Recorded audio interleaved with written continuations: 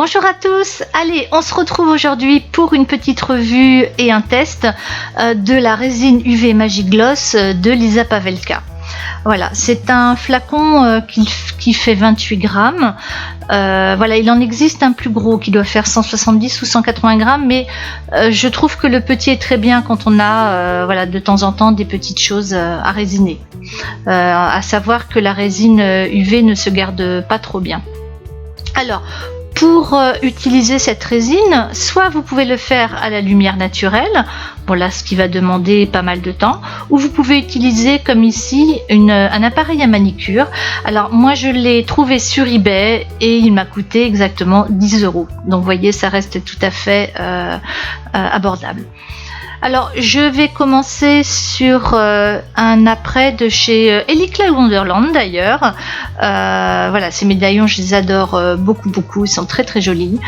Je l'ai préalablement rempli avec de la poudre F-Color. Voilà, donc là il suffit simplement de remplir donc ce petit médaillon avec la résine.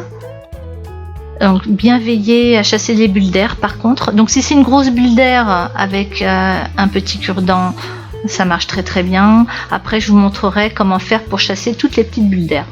Alors je l'ai mis très exactement 5 minutes dans l'appareil à manicure, donc l'appareil UV. Voilà. Je vous conseille quand même de le laisser, bon moi 5 minutes ça va, mais si vous voulez être sûr vraiment que ça soit bien dur, certains disent qu'il faut laisser 15 minutes. Bon voilà, moi je laisse 5-7 minutes et a priori ça va. Donc là un deuxième essai avec un camé un petit peu plus grand. Donc là l'avantage quand on travaille dans bon là en l'occurrence sur le camé, c'est que l'on a des rebords et ça devient très facile d'y déposer la résine.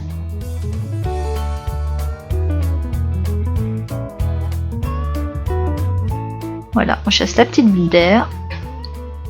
Donc on vérifie qu'il n'y ait pas de micro bulles d'air. C'est bien souvent on ne les voit pas, mais elles sont vraiment très fines. Donc là 5 minutes après, il ne faut pas se fier à la vidéo, hein, ça a bien duré 5 minutes. Et voilà, même le fait qu'il soit plus grand, la résine a parfaitement séché, pardon. Et on obtient un joli bombé. Maintenant je fais un essai avec un morceau de pâte polymère, une pièce que j'ai cuite. Alors là comme les rebords ne sont pas là, ça va devenir un petit peu plus délicat pour installer la résine. C'est-à-dire que cette résine a tendance à se rétracter sur les bords. Donc il faut vraiment faire attention, de venir vraiment au bord, de vérifier avant de mettre sous les lampes UV, mais surtout de faire attention de ne pas trop en mettre, sinon après ça déborde et toute la résine s'en va.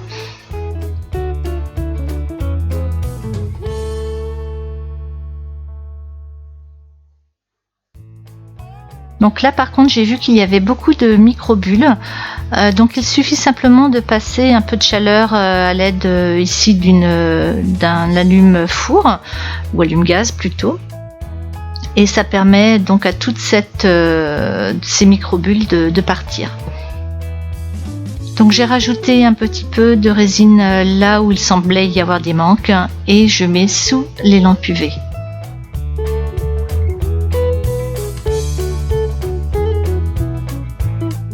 Donc voilà, ma pièce est résinée.